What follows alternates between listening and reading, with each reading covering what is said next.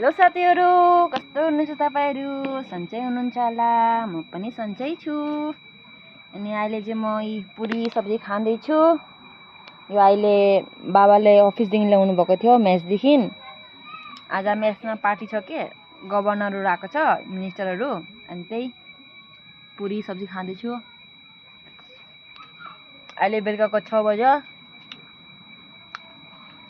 आजकल मलाई के साह्रो भोक लागेको हो। यो के अरे हस्पिटल गएको थिएँ कि अस्ति, मलाई दबाई दिएको थियो भिटामिन। त्यो खाएर दिनमा म कम से कम 3-4 भात खान्छु। अहिले फेरि भोक लाग्यो। अब यो खाएर अनि राति फेरि खान्छु, भात खान्छु म। फेरि पुरी बेसी खायो भने ग्यास हुन्छ नि त। मेरो ग्यास्ट्रिक पनि प्रब्लम छ नि त, त्यही लागि। सब्जी चाहिँ मिठो रहेछ है। मेरो ससुराले चाहिँ एकदम टेस्टी खाना बनाउँछ। तपाईहरु पनि खाने गाइस, खाने भए आउनु है मेरो घर। बेंगोलीहरु त टेस्टी खाना बनाउँछ, मसला बेसी हाल्छ के। अब नेपालीहरुको त यति मसला हुँदैन नि त। हुन्छ पर यति बेसी हुँदैन बेंगोली जस्तो। बेंगोलीहरुले मान्छेहरुले त बेसी मसला हाल्छ, मसला त कति हो कति। अनि मेरो कालु त म बसिरहेको छ।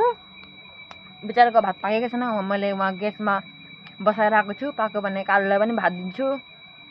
नि कालु, मेरो कालुले हेर्नु बसिरहेको छ। आँखा हेर्न कसो टल्केको लाइटले।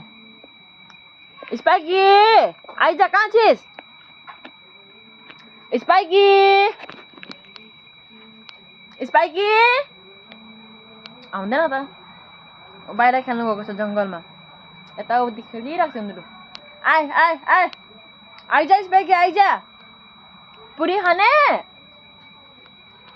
पुरी खाने भए आइज। खेल्दै छ उनीहरु, खेल्ने धुनमा छ अहिले। कहाँ गयो स्पाइकी? हुन्छ त गाइस, भरे भेटौँ ल। म अहिले खान्छु। बेसी भोक लागिसक्यो मलाई। Bye bye.